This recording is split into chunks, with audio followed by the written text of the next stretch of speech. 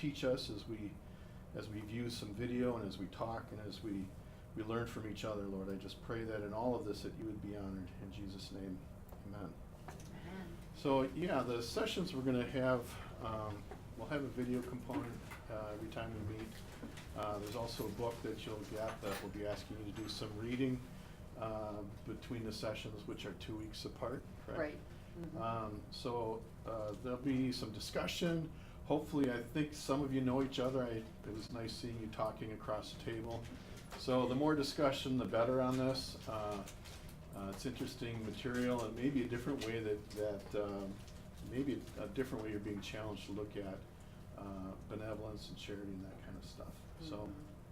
So my name is Paul Liebherr.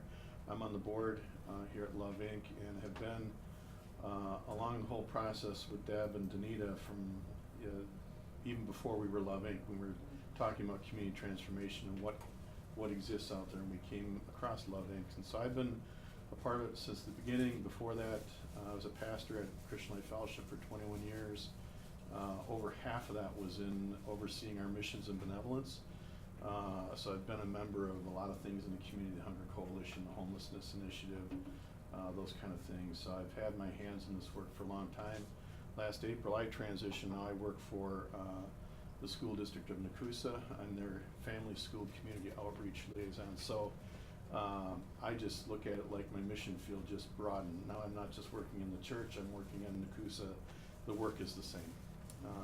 That's a lot of what we do here at Love Inc. too. My little part of my plate that I spend is social work, helping families connect with services in our community. So I'm fully vested. I'm going to do you want to introduce yourself now? Yeah, I can. My name is Paulette Graves, and I'm also on the board. I haven't been around Love Inc. quite as long as Paul. I've been on the board about a year. My husband's a pastor, has been a pastor for 20 years. And as we began a different church here in town, I felt the call and went back to seminary and became a pastor a couple of years ago. But what we know that Jesus wants us to help the poor, but how do we help them in a way that doesn't hurt them? How do we help them in a way that transforms? And that has been something through the last 20 years as people knock on the door and want groceries or a gas card. It's like, I don't have a cupboard full of groceries and gas cards for just everybody. But I know yet that we're supposed to help the poor, but especially when we were out in a parish out on the western coast of Washington State, it was a very poor community, generational poverty or welfare for years. And how do you do this without being burned out by need fatigue? And so when I saw Love Inc., it's like, I think that's how you do it. And so Lois Tupyi is a executive director at Love Inc. in Treasure Valley, basically Boise, Idaho. And she's developed this whole curriculum on redemptive compassion through years and years of experience, some deep prayer with the Lord, searching scriptures. What is it that we do, Lord, to help serve the poor who are also your children? And as we begin, I guess, because we do have an hour, and I don't know how many of you only have an hour. Yes. So we want to be good stewards of your time. So I'm going to jump right in here. And I like to start with scripture because I think that's always our base. And what I want to do is tell you the story of Ruth. We have found in our church that just hearing a Bible story in everyday language connects to a different place. And what the story I'm going to tell you is basically from Ruth 2 with references to a few verses in Deuteronomy. But I want to set the context. In Ruth, this has happened in the time of Judges, so before Israel is a full-fledged kingdom with a king. And there was a big famine in and around Bethlehem, which Naomi was from. So Naomi and her husband moved to Moab, a different country, to escape the famine. And there her sons marry, but eventually both her husband and sons die. Naomi's discouraged. She says, I'm going back home. And one daughter-in-law goes back to her family. One daughter-in-law, by the name of Ruth, says, no, I want to stay with you. And Naomi says, I have nothing to offer you. And she says, no, I want your people to be my people and your God to be my God. And so they move back to Bethlehem. Now in that day, for women, especially widows, 2 widow ladies, there's no way to earn an income. You're poor. But the Lord had provided, clear back in Deuteronomy, that farmers were not supposed to harvest the edges of their field. They were to leave them for the poor, and the Deuteronomy goes alien, for the foreigners to be able to come in and pick. And so once they settle in Bethlehem, Ruth goes to Naomi, let me go glean. Let me go pick these edges of the field, because it was the barley harvest. And Naomi says, okay, child, go do it. And be aware of, as a woman, especially a woman without any men, relatives, she was very vulnerable, because there would have been strange men harvesting in this field.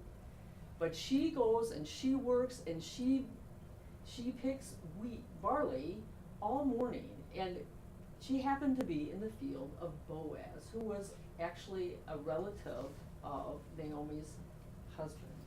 And when Boaz comes to check on things, he asks his workers, who is that woman gleaning? And they say, oh, that's Ruth, the Moabitess, that came back with Naomi. And she's worked all morning. She hasn't even really taken a break. And so as Boaz prepares to give lunch to his workers, he calls Ruth over and says, here, sit down. And she says, oh, sir, you know, I'm just a widow. I'm a foreigner. Thank you for noticing. And he not only feeds her with his workers, he gives her a little extra roasted grain. And so Ruth continues to work, and she's able to thresh this grain at the end of the day. And between that and what Boaz has given her, she takes it back to Naomi. And Naomi goes, how did you get so much? And Ruth says, I gleaned in the field of Boaz, and he gave me some extra for lunch, and he said to come back and that he would protect me and make sure none of his workers would harass me when I'm there. And Naomi says, what a blessing from God. And that is our story about social compassion for today. So, what does compassion for the poor look like in the story of Ruth?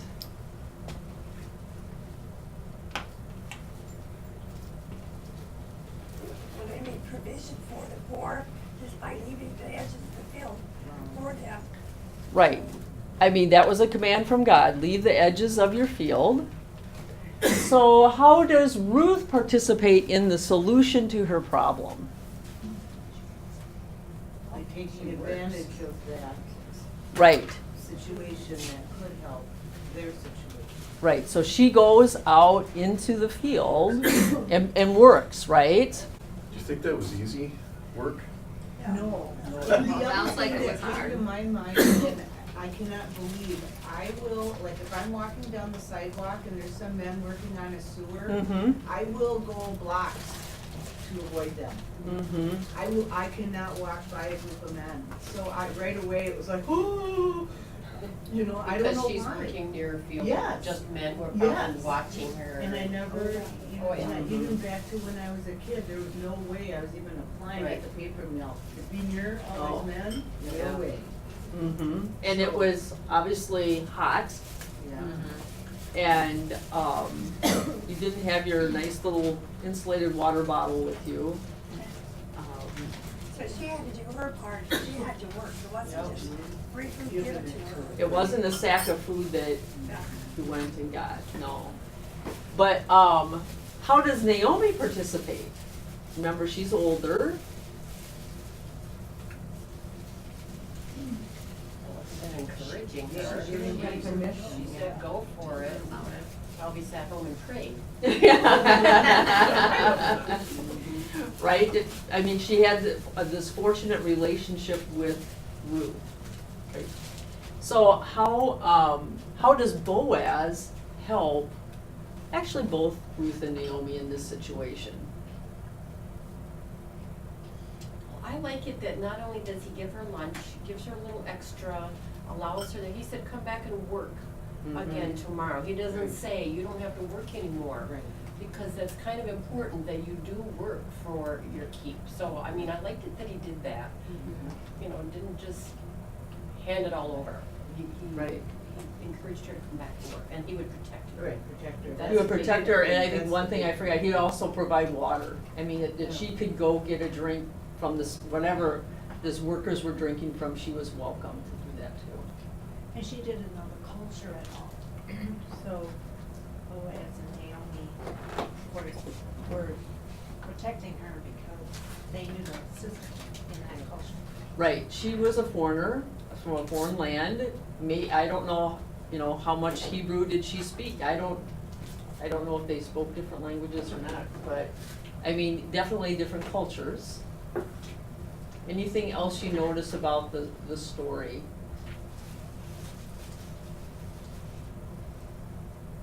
Yes? One is that he would protect her from the other workers. Right, and so it becomes a safe place, that she can go, and like you said, she didn't have to worry about men taking advantage of her, and could work. Kind of showed you that there's always hope in a situation. So anything else that you notice from the story, or maybe makes you think differently about social compassion than what you did before? Well, you know, Ruth did choose to go with Naomi where the other daughter-in-law didn't. So it's like she realized her God was able to help. And I think that's a big part of what we do here, you know, the faith-based element. Right. You know, people need to see God's involved and He will make a difference in helping you, no matter how dire it looks or. So anything else, or we can start the video? Yeah, Or so the the video, like I said, we'll have a video segment on each of these.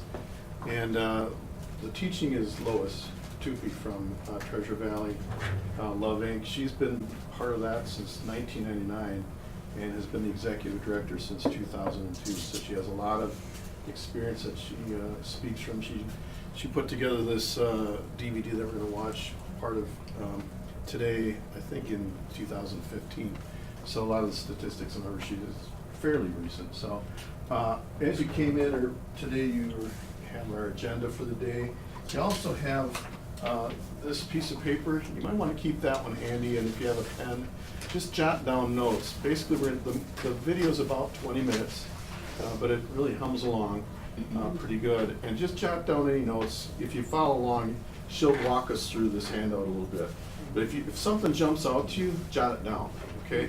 Because we'll do a little debrief after the video and discuss what you thought about what jumped out to you from the video, okay?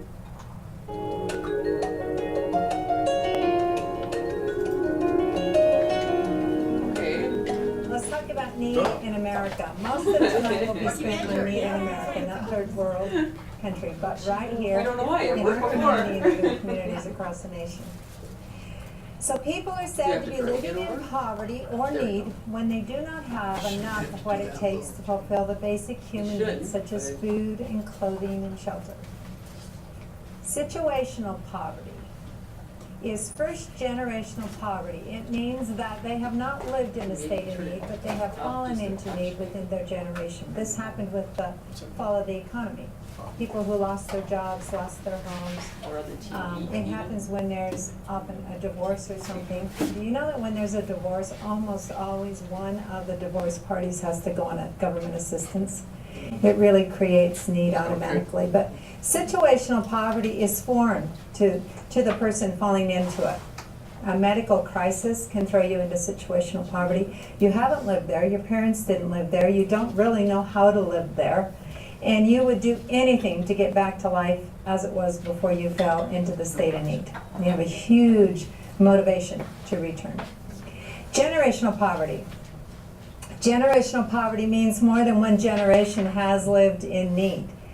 We are now in the third, fourth, and even fifth generation of families that have lived in a state of need of some sort and relied upon assistance from others to be able to get by in life. People who live in generational poverty, it is a learned lifestyle, not a chosen lifestyle, but it is what they learn because it is what their parents do. And so they do learn how to navigate resources. They do know how to get by when they don't have enough. But one of the saddest things about generational poverty, and especially in our day and age, in the third and fourth generation, is there is not a motivation to leave. What we have found in our long-term programs as we have worked with these people is there's actually very little interest in trying to do something themselves because, quite frankly, it's a foreign concept. Nobody has really included them as part of the solution. They have only been treated as they have a problem and others will take care of them because they have this situation. And so their motivation or even concept that they have the ability to become involved is very little. And as we have tried to involve people, we have found very few that actually have interests that are truly ingrained in generational poverty. Relational poverty means that there are not relationships that could help them in their state of need. It's brought on by a lot of different things, not always because they abused relationships. You take someone fleeing from domestic violence, and they can flee to another area and be very relationally poor. We find widows relationally poor because their spouse, who they may have been their best friend and the one who helped take care of them, they now are living in need and they've also lost their primary relationship. So relational poverty is, again, a very sad thing. I interview everyone who gets into our transformational programs. Everyone who's ever gotten in and gotten a mentor has been interviewed by me. So that's been literally hundreds of people through the years. And there's a huge amount of people that are relationally poor. One of my questions that I ask them is, who is your support system? Who could help you? And there are about half of them that don't have anybody's name that I could write on the sheet of paper that could help them in a state of need. Poor in America, so hunger in America, can most accurately be described as food insecurity. How many of you in this room have seen someone die of starvation in your community? People in America normally don't die of starvation. There is a huge food insecurity in America. That means that they don't know where their next meal will come from, or it's not enough to fully satisfy them. But people aren't dying from hunger in America normally. There's always the few. Sometimes people die from hunger from other causes, drug-induced or something like that, where they don't get to food. But it's normally food insecurity. Homelessness, at least here in our community, is also a term that is often misunderstood. Homelessness means they're displaced from their original dwelling. So someone who has lost their home due to a foreclosure or something like that, living with friends in a trailer, in a rental, in a homeless shelter, all of those are termed homeless. They're counted as homeless. So they have a roof over their head, but it's not their roof. They have lost their home. And I think that's important to know, because when you see the high statistics of how many people are homeless, it just breaks your heart to think they're all on the street without anything over their head, but they're not. Most of them have a roof over their head, but it is not their roof. They have lost their dwelling. Chronically homeless people often have other complications. That would be the people who actually do live on the street. That is their home. Usually mental illness and addictions play into that. And it takes an expert to come alongside of them and help them get back on their feet. Just an average Joe shouldn't bring one of them home and see if they can help them get back up, because there's just a lot of complications that, unless you're trained, you're not equipped to handle. I like to term working poor as the greatest segment of people in need in our nation. To me, they're not necessarily people working. They're people that have capacity in their life. Capacity to not be in the state of need that they are, for it to be better than it is. They have capacity to work. They're not all working. It is a huge need population and often gets overlooked when programs are created.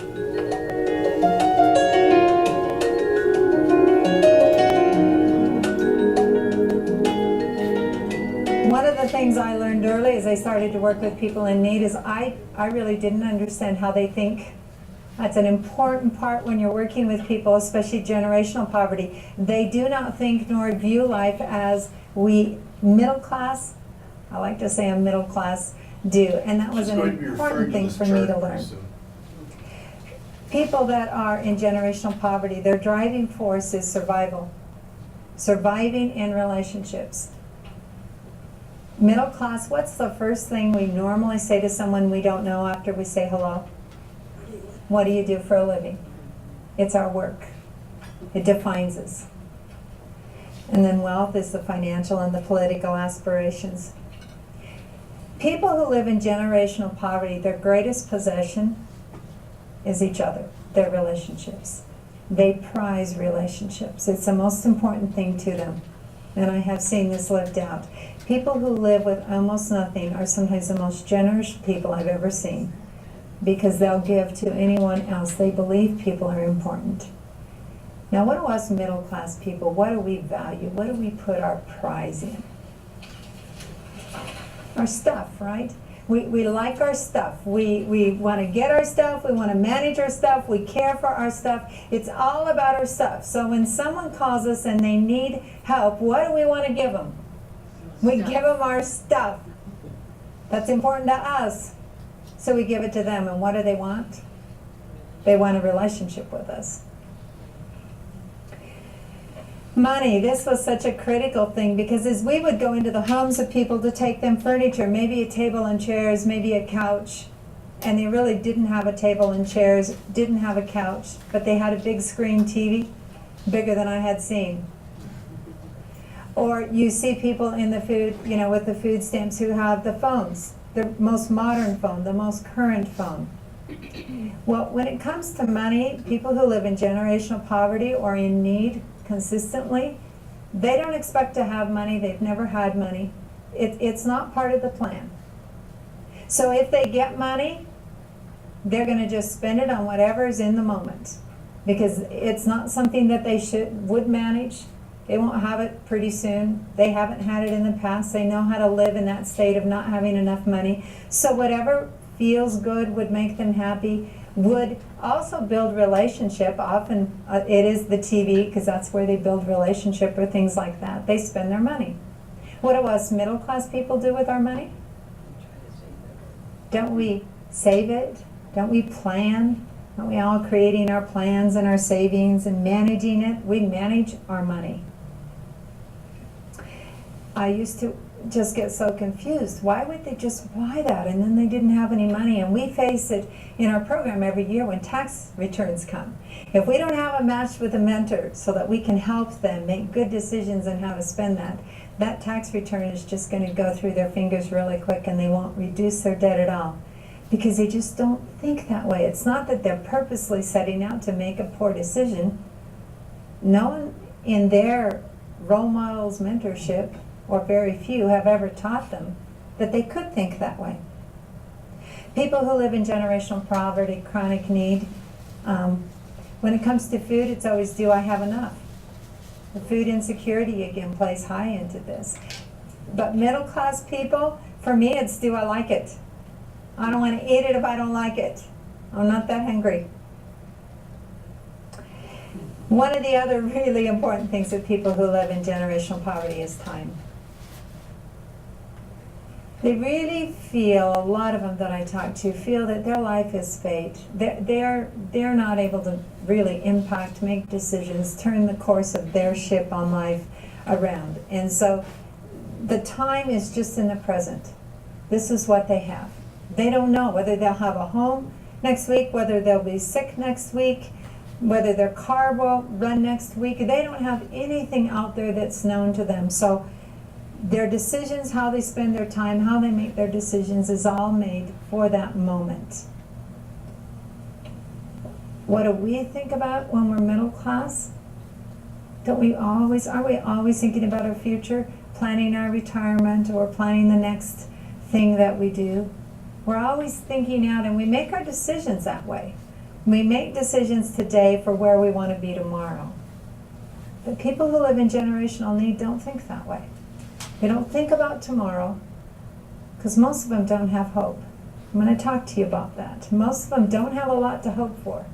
So thinking about and dreaming about doesn't exist in their life, so they're just going to make a decision right now for where they're at.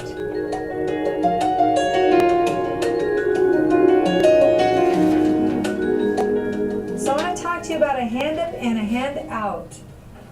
What do you think, church? Should we be giving hand ups or hand outs? Hand ups. So I want to give you a little visual on that.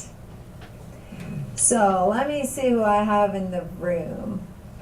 Jerry falls down and he's laying here and he cannot get up. And he calls out, "Help me, can't get up." Vicky hears him. So Vicky comes running over to Jerry, and he's been there a long time now, and so she gives him food. He's hungry. Did she help Jerry? Sure she did. Was it a hand up or a hand out? It was a hand up. But she helped him. So he's still laying there. So he calls out, "Help me!" Someone else comes running. They hear him. One of you come running. And you bring him a pillow and a blanket because it's getting cold. Night is coming. Help him? Sure, helped him. He's laying on the hard concrete floor. Pillow for his head, blanket for him. Sure, you helped him. Hand up or hand out? Hand out. He calls again and someone else hears him. And they come over to him. And they get close enough that they grab his hand. And Jerry's pretty tall. And there's a struggle. There's a struggle. There's a struggle for the one that's standing, and there's a struggle for the one who's down, and they struggle, and they struggle. But pretty soon, Jerry gets up on his feet, and this person helps him walk out of the room. Did he get a hand up or a hand out? Got a hand up. I want to give you a little clue. I have come to believe that if there is no struggle on the part of the giver, it's probably a handout. If the one who helps doesn't also engage in a struggle of some sort, you probably gave a hand out, not a hand up. It takes a close investment of yourself to give hand up.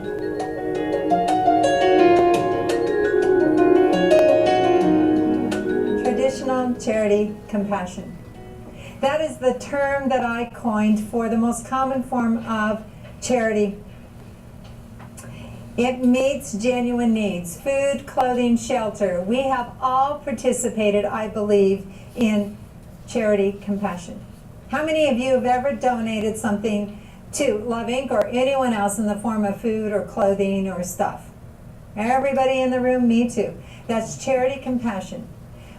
It's biblical. It's very biblical. It's the most familiar biblical verses that we have in the Bible, our instructions to give and to do for the least of our brothers. It can be done individually. It can be done independently, and often it's done through a third party. Meaning, and you do this with us, you donate to Love Inc., and then we distribute to the client. So we're in between you and the client, or the person that's going to receive it. You don't even see them. It keeps you very much removed from people in need, but allows you to be active in helping people that have need. Everyone feels good initially, both the giver and the recipient. And I need to say about 15 more times, charity compassion is important. I believe in it. It's critical. It's biblical. But there's a lot of downsides when it stops. And that's all it's done. It's often reactive. It creates a dependency because nothing's changing. You're just meeting an immediate felt need. There is a growing divide between those who have and those who don't. It fosters this distrust because if it creates a dependency, those in need are going to have to continue to ask. Those who have are going to have to continue to give. And everybody starts to not trust one another. correct? This gulf just grows the longer it is. Who appears to have the power and be superior? The one who has, appears. And the other one appears to be inferior and weak, dependent. Normally, it's not sustainable for long periods of time by any one giver or any one organization, especially as it grows, which is the epidemic we're running into with generational poverty. Each generation that breeds a new generation grows our poverty. It doesn't address the root issues. It's usually a handout. One of my things that I think is the saddest is that while it meets needs, it ignores people most of the time. It can meet that felt need, but it doesn't do much for the person. It allows the giver, if they want to, they can give but remain uninvolved, be detached, and sometimes even have self-serving motives for giving. Don't really want to get my hands dirty, don't really want to get involved. What do we guard? Of everything in our life, what do we most treasure and guard? Our time. So we can do charity compassion and we don't have to give up hardly any time. And we can say we've helped someone. And then it reinforces negative emotions, and we're going to talk about that. I think charity is injurious unless it helps the recipient to become independent of it. I think it actually can do more harm unless it helps them move away from needing help. So the other form of compassion I want to talk about is developmental compassion. This engages both the recipient and the giver. Developmental compassion is not done to or for people, it is done with people. It does require an investment of time. You cannot do developmental compassion and stay removed, disconnected, and not offer up some time. It's extremely biblical. This Leviticus 19:9 and 10 is just one place in the Bible. As I read the Bible, it's throughout the Bible. When you reap the harvest of your land, do not reap to the very edges of your field or gather the gleanings of your harvest. Do not go over your vineyard a second time or pick up the grapes that have fallen.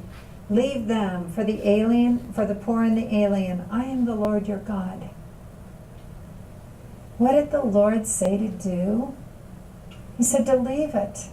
Let them come. Let them pick. If God wanted us to give handouts, wouldn't he have said, pick it and take?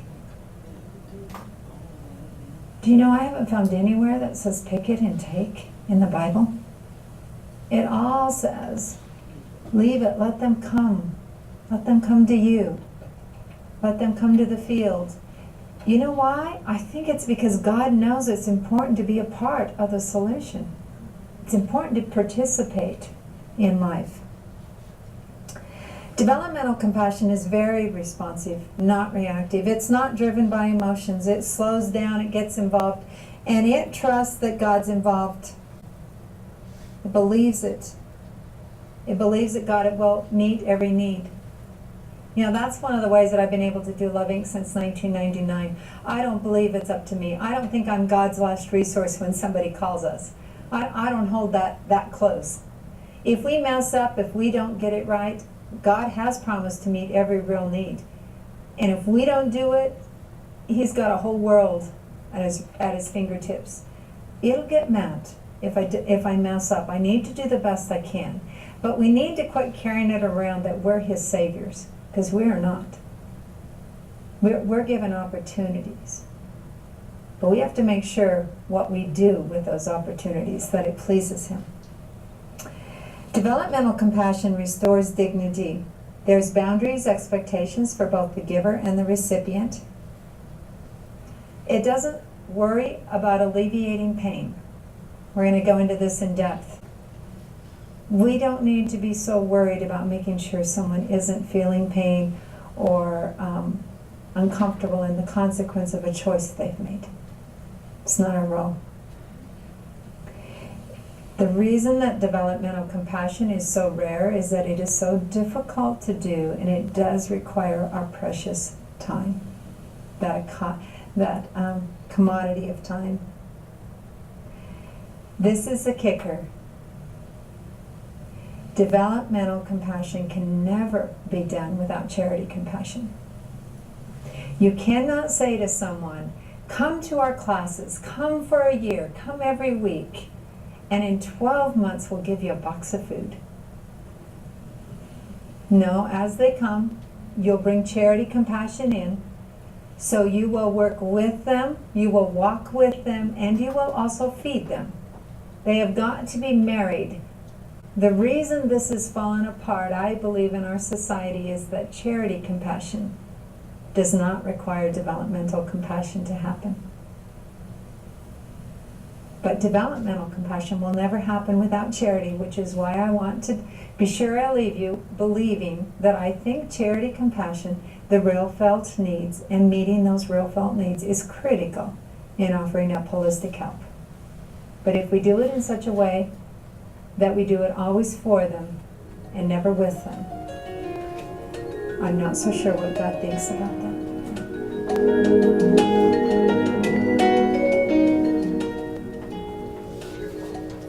Maybe first let's start with that connection. How did the video connect with you? Maybe how did it make you feel? That's a good question. What you heard, how did that make you feel? Yeah. Hopeful Hopeful? All right. that maybe there is some, Okay, good. It gave me understanding Understanding? how wide the differences by generation. Gave me that understanding of why there's no change. Understanding why things don't change. Yeah, okay, good. Excellent. Any other feelings it elicited? Yeah. Made me glad I'm a part of the link. Validated a lot of feelings that I've had over the years, working in other areas and, with other nonprofits in the area. And that's one of the reasons I picked up Link. So because the of case that. study. And, We get that. Yeah. working along with. Mm-hmm. Good. Anything else? As far as feeling, just how did it make you feel? I think hopeful, we said that, but I think hopeful because it, it helps you feel like you're gonna help someone not only meet their immediate needs, but help them learn how to do something different, so it's hopeful. Mm-hmm. Yes. Good. All right, what jumped out to you from the video? Let's talk about the learning part. So what specifically, maybe just one thing, if we won't do a go around, we may do that sometime. But what's one thing that just jumped out to you from the video? Maybe as a new thing you learned or an aha moment as Lois was talking. No, I was just gonna say the marriage between the charity and the development compassion. Because I think the clients that we're talking with are so big, they're so focused on, I need my rent money. I can't put gas in my car, I can't. And until we can help them, or they can find the help for that charity, it's hard to develop a long-term relationship with people until we can help them meet their immediate needs. So the marriage between charity, compassion, and developmental I compassion. really, that Okay. is really important. One thing that I didn't realize, especially with developmental compassion, not only does it restore dignity, it doesn't necessarily alleviate pain. Right. I always sort of think we're helping these people because we want to alleviate pain, but sometimes I guess they need to experience the pain before they're willing to make a change. And that's not very easy. No. And I would say for people who are used to what draws you to compassion types of ministry is because you want to alleviate the pain. But sometimes a lot of that tension will not go away, at least right away. Sometimes we have to live in that tension and walk with people. That's why it's so difficult to do developmental compassion versus charity compassion. Why it's more difficult to give a hand up than a hand out. It's because it requires something of us, and to live in that tension. And maybe we can't make all the pain go away right away, but we can at least walk with the person, right? Building that relationship. Building the relationship, yeah. I mean, you had something to say. I was just gonna say, I kind of experienced something like this on Monday. We had a new fearless leader come in, and she had her Wonder Woman tag on her lab coat, and she had wildcat eyeglasses, and she reminded me of that Abby on NCIS. Oh, Okay. Oh, yeah. Yeah. You know what I mean? But she was giving us pens and Girl Scout cookies, and she was doing the charity to get this developmental compassion for us to work together as an active part of the solution. I think just kind of breaking the barriers and I'm gonna help you and we're gonna work together kind of thing. But it, yeah, and it kind of, it is a good, yeah, I can see where you would have to have both. Did that chart, did you learn anything from the chart? How we view certain areas in our life differently, depending on where we are, whether That was we- an eye-opener. Yeah, right. Mm-hmm. So which one of those, any one of those points that she covered? Now, she didn't cover them all, did she? But she covered a few of them, and I think the key ones, actually. One of the things I thought about was that relationship piece. How important it is for people who are in poverty, that relational piece, right? Which ties completely into, our way of operating at Love Inc. Love Inc. is built around relationship, the idea of walking with someone on that long walk, that relationship piece. Anything from that maybe stuck out to you other than that? Sometimes you'll see people in the middle class, even in their own family, they're in competition with one another to achieve, because achievement is highly valued, where if you're not, if you're poor, you're not in competition with one another necessarily. So think about the relational piece too. Right. Like she mentioned also, and I believe this is true in my experience, that oftentimes people who are in need are relationally poor. I had a member specifically, she was talking about that, a gal I was working with, and I was doing the work at the church. We had a microloan program for a while because we were trying to figure out how to get away from just handouts, right? And so we had this microloan program. We had a chunk of money. We loaned it to people, and we asked them to pay it back, but on whatever terms they want, even if it was $1 a month, and there was no interest, right? And then I told them the money that came back in would be used to help other people. Sadly to say, we had to shut the program down because we never got any money back. But I remember sitting with, it was a gal, and just working through her situation. We always talked, and she owed a lot of money in background. And the first place I would start with anybody that was asking me for money, from the church, would be, well, who do you have in your network? Do you have family members in town? And I remember clearly this one, but over and over the story was, I don't have anybody that I can go to. They either burned bridges or they just didn't have anybody around. They were from another town or whatever. So I agree with what Lois said on that relational piece, which is why it's so important that we just don't engage in charity, which is important, right? We need to meet needs. But so much is missed when we don't form a relationship with people, because we believe that that's the answer, and that Christ will transform their lives as we rub shoulders with them, as we form relationships with them. So I'm going to turn it back over to Paula. And so I'm going to just read a case study, and this is probably not exactly, but Lois in our book has a case study for every week, and they're kind of composite people, stuff that she's run across that may not be the exact story, but something similar to what she daily deals with. And so our case study is about Steve today. Steve was discouraged. He got up early because he wanted to be at the front of the line, but the car wouldn't start. By the time he finally got the engine to turn over, he'd lost an hour. The frustration he felt towards the local mechanic who was unwilling to work on his car without money up front fueled his anger, helping to ward off this frigid morning air. At least 30 people had beaten him to the front of the line, and 3 times that many lined up behind him with still more coming. Some sat in chairs against the outer wall, while others clustered together talking about nothing in particular. Steve stood aloof, blowing into his gloveless hands, kicking the empty boxes lying at his feet. He wondered what would be left when it was his turn to walk to the tables strewn with food. Just his luck to have car trouble this morning. Yet He knew it was a stroke of luck that it started at all. The car was on its last legs, unreliable and temperamental, not unlike Steve's own mood lately. How many years have I been coming to these food banks, he mumbled under his breath. A small boy playing with a ball caught his eye, and his own childhood memories rushed to the surface.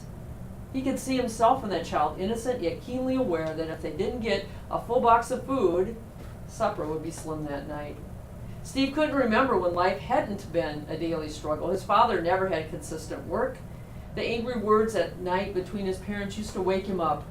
They moved a lot, unable to pay rent and utilities. The cold and sparsely furnished places seldom felt like home. His mother always seemed sad and preoccupied, frequently calling churches to find someone to help pay the bills, and angry that people didn't help them more. The highlight each month was the day they got food stamps. The whole family would go to the store and buy what they wanted, almost like Christmas. But the stamps never lasted long, and standing in line for food was what they did to get by. He thought it would be different when he grew up, but it wasn't. Like his father, he couldn't find a job he could keep. His wife had left him. His only son, also struggling to get by, only came around when he needed help.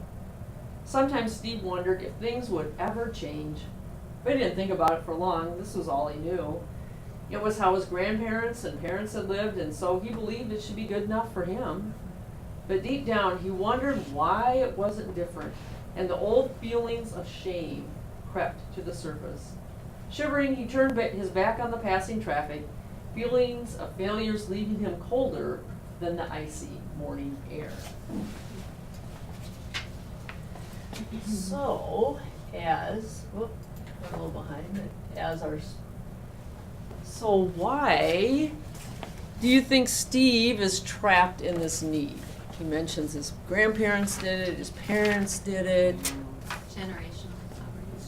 Generational poverty, right. And could it be possible that the system has contributed to this situation?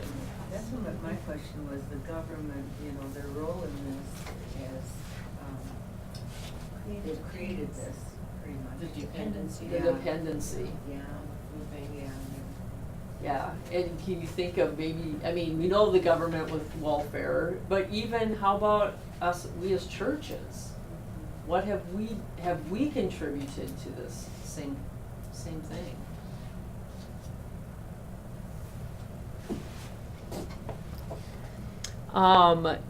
So we looked at a story of Ruth, and now we heard this a modern case study. So let's compare and contrast those two things. What's the same and what's different? Well, the thing that I noticed about Steve is that he kind of blames others for his situation. Yeah, the mechanical. Well, it was the car, it was the mechanic, and it's always somebody else that is responsible for his situation in his view, and it's probably something he's heard his whole life. I can't get ahead on my own, it's because they did this, or they wouldn't hire me on, or keep me on.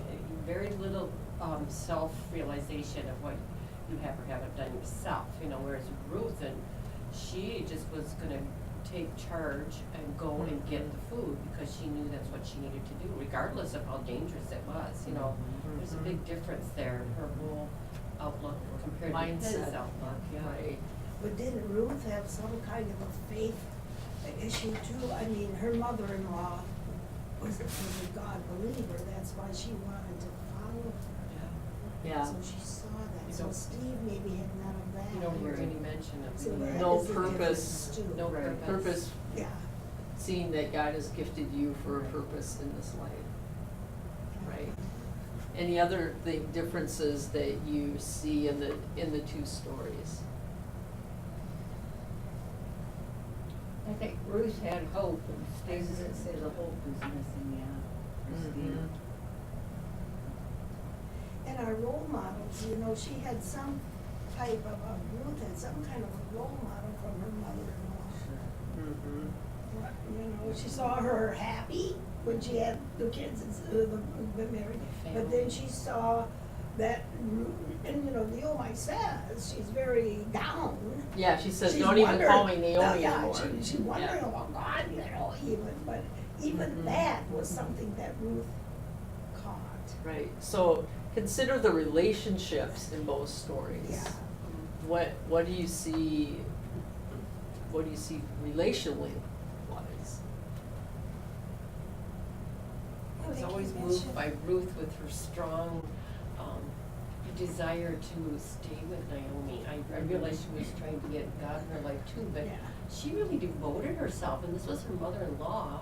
It wasn't her own mom, of course, maybe she didn't have anybody else, but that was important, that she Yeah, had that a role model, family. that role model And that she someone that, had. and she devoted herself, you know, whereas Steve, I don't know that it doesn't say he had any immediate family. Yeah, You know, he's But- divorced, the Yeah, son there's only no comes. relationships or- They're fragmented. Yeah. Right. Son only came around when he wanted money, I think. Mm-hmm, So, so, Very good And he relationship. learned that from someone, yeah. to do that, the son. yeah, It's down generations, they show up when you need something. I so, think the fact that, going back to that work kind of ethic, that Ruth was willing to get out in the field Yeah. and to make her, do something to make her situation better. There's a humility around her too, you know. Yes. She didn't think you know, when Boaz, yeah, talked to her, she didn't feel like, oh, I can't, who am I to take from you, you know. But with Steve, I'm not sure if he had that same kind of work. It didn't, we don't know enough of his story, but, He Yeah. couldn't keep a job, so. yeah, yeah, you right. couldn't, I mean, was he just entitled?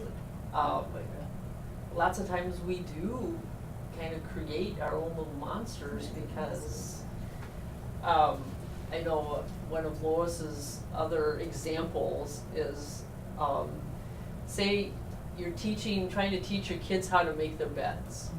Okay, and they're whining, oh, you're mean, da. And so the neighbor feels bad and sneaks in and makes their beds for them. Now, and he may not sneak in every day, he just sneaks in here and there. Will the kids bother to make their beds? No. And we understand that in the realm of child rearing. So why do we have such a hard time transferring that same thought process to compassionate charity? Well, I think Ruth realized that Naomi needed her to do Yes, something. that's what I was And thinking. Steve doesn't feel he But he didn't needs it. have He's not that needed. need that I should go and do something. Mm-hmm. We have an example down the road from us. A gentleman in his late 50s has inherited the house, and he has a problem keeping the job because as soon as someone tells him something he doesn't like, he'll quit.